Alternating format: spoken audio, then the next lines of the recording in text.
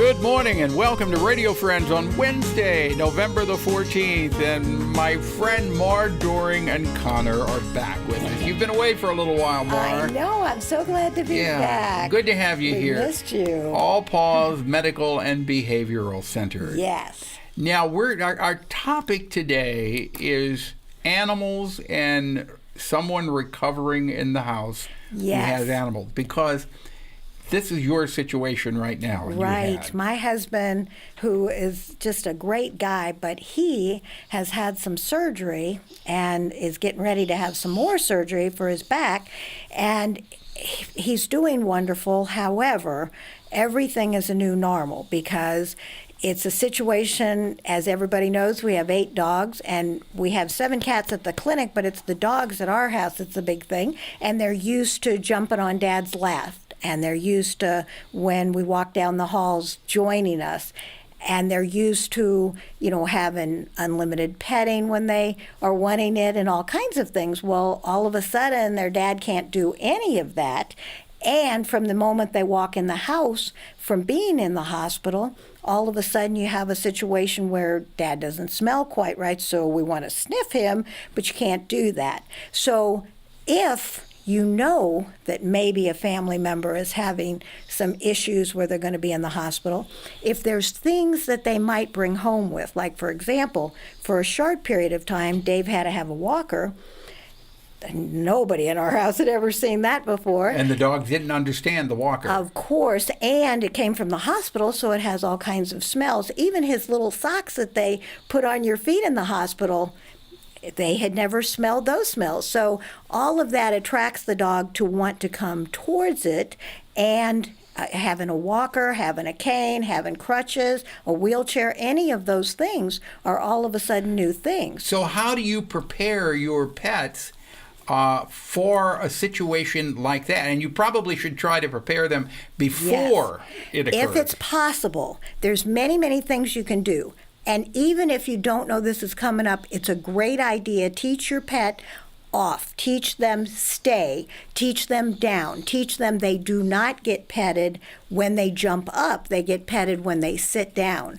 If you ask for a little bit of space, which usually we would never do, but when you ask for a little bit of space when you walk, then you make sure that they know you really mean it. Back up just a little bit. Or sometimes they'll jump up and I'll just say, 4 on the floor, guys, sit down, and then your dad will pet you. Okay, so you have taught them that ahead of time, but many people who have pets have not taken the time to teach their dogs that. Right. So if you know that you're going into something, go for training right away, because you want them to know just a couple of simple things that can be taught very quickly as long as you're on top of it and as long as there's one family member that can take the lead in this. It also helps sometimes to put a dog on a leash so that if you need to stop a behavior, you can. And again, that should not be the person that just had surgery or the person that is not feeling well. But this comes into play. If you can do this, this betters your life for every day. Exactly. And then I do have one of our dogs that was a little scared of the walker.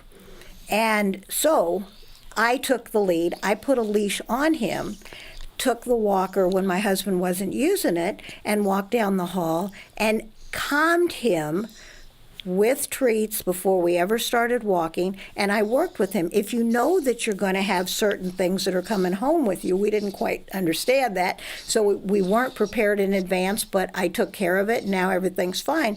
But if you know, then you may be able to borrow some things and work with a trainer or get some advice so that you know positive associations with these things so your dogs won't be scared. And the thing you need to keep in mind is our animals are much, much smarter than we give them credit for. Yes. Their little minds are turning all the time trying to figure things out.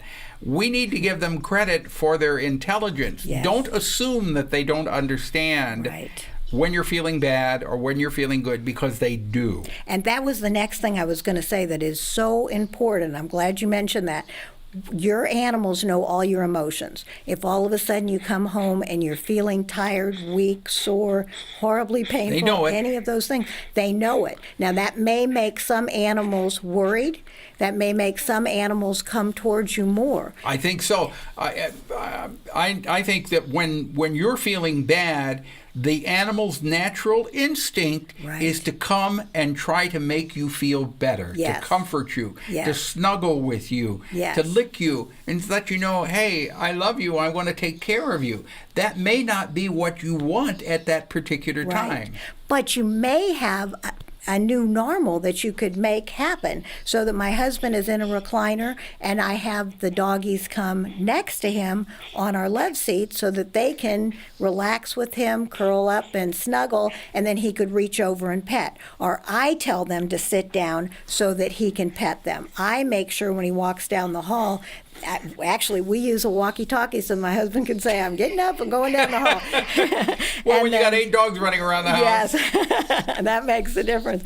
But really, you can do it. You just have to be a little proactive, think it through a little bit, and think like a dog. You're right. They want to help you. They want to be there. We have some very, very big dogs, not just Connor size. And so they just need to know, you can be with Dad. Just lay down next to him and he'll give you pets. Yeah. And talk to the dogs. They understand.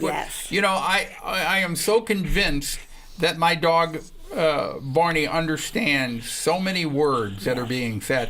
And the cats, too. Now, people, I was never a cat person, ever. But I'm so impressed because I feel that cats have a superior intelligence also. They do. And they understand more than you think they do, and they understand, they let you know what they understand when they want to. Yes. And when they want to pretend they don't know what you're dealing with, it's just that aloof feeling. Yeah, they've got it all together. You know what I'm talking about. Oh, I know completely. Well, Mar, thank you so much for coming. And you've done wonderful work with Connor, who is a rescue dog. If people want more information, they can contact you at All Paws Medical and Behavioral Center. We're in Holt Summit, and our phone number is 573-896-4040. Okay, and you do that psychiatric work with the pets. Yes, I do. Lay them on the couch and talk to them and try to figure out. They tell me all their problems, exactly. And I'm sure you understand it, I too. do. You know, there's one other person like you that I had, my dear friend Ann Gaffney. She can talk to the dogs and she understands what they're saying and what they mean. Well, it's the best thing, really. Yes. Thank you so much, Maura Doering. Thank you. All right, we're out of time for today. Drop me an email, pepperp@missouri.edu. Bye-bye.